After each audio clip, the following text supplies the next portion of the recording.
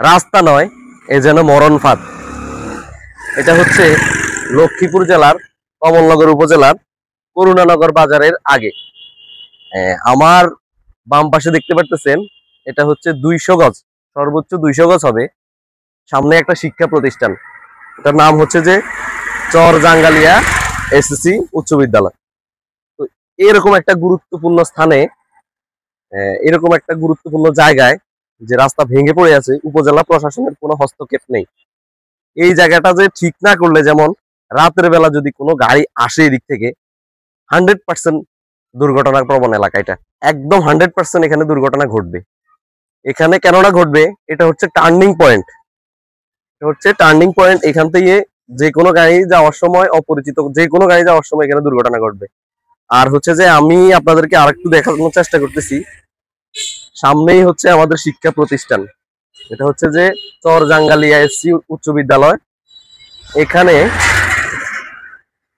এখানে অনেক শিক্ষার্থী পড়ালেখা করে, অনেক স্টুডেন্ট এই স্কুলে। এখানে হচ্ছে যে আপনার স্কুলের মানে হচ্ছে যে সামনে যে রাস্তাটা, ওই রাস্তায় কোনো স্পিড ব্রেকার নাই, যেটার কারণে আপনার দুর্ঘটনা ঘটতে পারে যে কোনো সময়। এবং হচ্ছে যে দুর্ঘটনা ঘটার আগে আমরা আসলে কোনো পদক্ষেপ নিই না। আমি আমাদের উপজেলা প্রশাসন মহোদয়ের প্রতি দৃষ্টি আকর্ষণ করতেছি, যেখানে স্পিড ব্রেকার খুবই জরুরি এবং হচ্ছে যে ওই রাস্তাটা সংস্কার খুবই জরুরি। যারা কমলনগর এবং হচ্ছে যে লক্ষ্মীপুর জেলার আছেন, তারা অবশ্যই ভিডিওটি শেয়ার করবেন, কেননা এই রাস্তাটি সংস্কার না হলে যেই কোনো সময় দুর্ঘটনা ঘটতে পারে। এই জায়গাটা দিয়ে হাজার হাজার মানুষ চলাচল করে। এটা মানে অতি তাড়াতাড়ি, অতি শর্তে জায়গাটা তাড়াতাড়ি করার দরকার। এই জায়গা দিয়ে অনেক মানুষ চলাচল করতেছে, গাড়ি গোয়া অনেক আপ ডাউন করতেছে। তাড়াতাড়ি যদি না করা, কোন সময় মানে গাড়ি গোয়া পড়ে খালের মধ্যে সব ভাঙে চুরি, রোড টোড সব বেলাইন হয়ে যায়। এখানে একটা স্কুল আছে, ফলাইন সাবাইন চলাফেরা করে, শত শত ফলাইন সাবাইন চলাফেরা করে। কোন সময় তারা এই রাস্তা দিয়ে চলাচল করতে, কোন সময় তারা অ্যাক্সিডেন্ট হয়ে যায়, এটা কোনো বলা যায় না।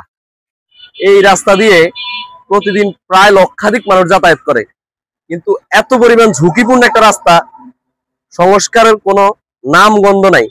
উপজেলা প্রশাসনের দৃষ্টি আমি বারবার আকর্ষণ করতেছি, এই রাস্তাটি যদি, এখন তো বর্ষাকাল চলে, এই রাস্তাটি যদি এখন যদি সংস্কার যদি না করা হয়, তাহলে ভবিষ্যতে আরো বেশি পরিমাণ দুর্ঘটনা ঘটতে পারে। এবং এটা আপনারা দেখতে পারতেছেন, অলরেডি অনেক দূর ভেঙে পড়ে গেছে।